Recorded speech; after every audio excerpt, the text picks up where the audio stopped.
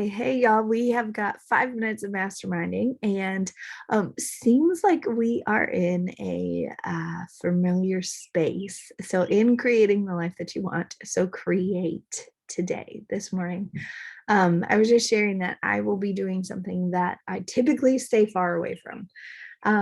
Two things I typically like are far, far, far from my normal everyday life, or even like not everyday life, are replays.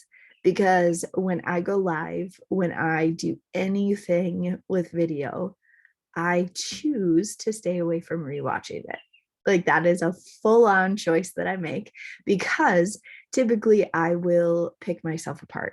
And so knowing that about myself, I just don't go back. I just stay away from it. So that's one thing. And then reading, I stay away from reading. And today I'm going to be doing something different. So I think the mastermind question is, what can we do differently that inspires creativity? Right. So the productivity day was the productivity hour that we hosted. I felt like was an amazing place to be able to look and to go back to watch to see what worked and what needs improvement. Right. So what works, what needs improvement, and then what's the plan for it? So I will be rewatching the productivity hour to create a productivity landing page. So Sparkles, um, what is something that you could do differently to spark or to start creativity or a new type of creativity? Because sometimes when the old things, like when we go back to the way that we've always done it, it doesn't necessarily work the same for the future.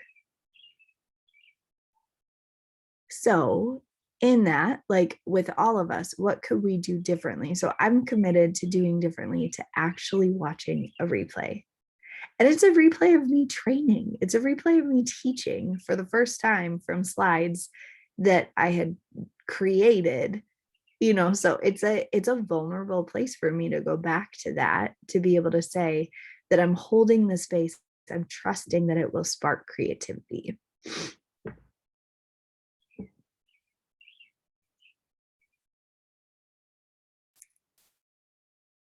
So leaving that question right there, like what is something that we could do differently to spark creativity?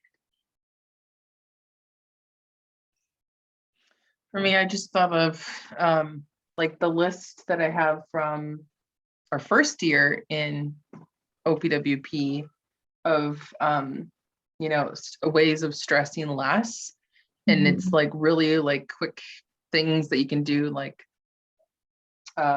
listen to your favorite song, get your feet on the ground, have a healthy snack, get some, water, hydration. It's really about like changing the state of what you're doing, because if you're just kind of going into something and then expecting that there's going to be a change in your energy.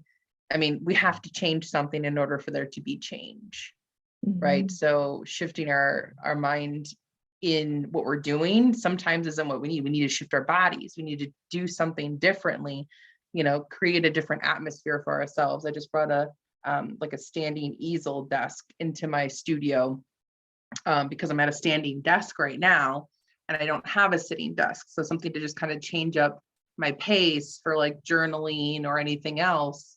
I now created a different atmosphere for me to step in to feel more creative in that. That's awesome. I love it. I love it. Even talking about bringing different things into your space, because that does shift it. And that if we want our energy to shift, we've got to do something to shift it. We've got to take that action. I love that. Yeah. Yeah.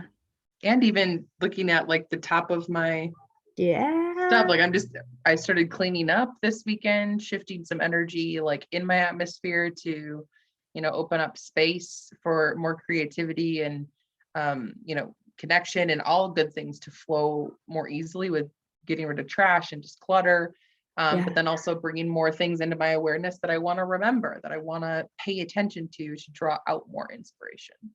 Yeah. That's awesome. I love it.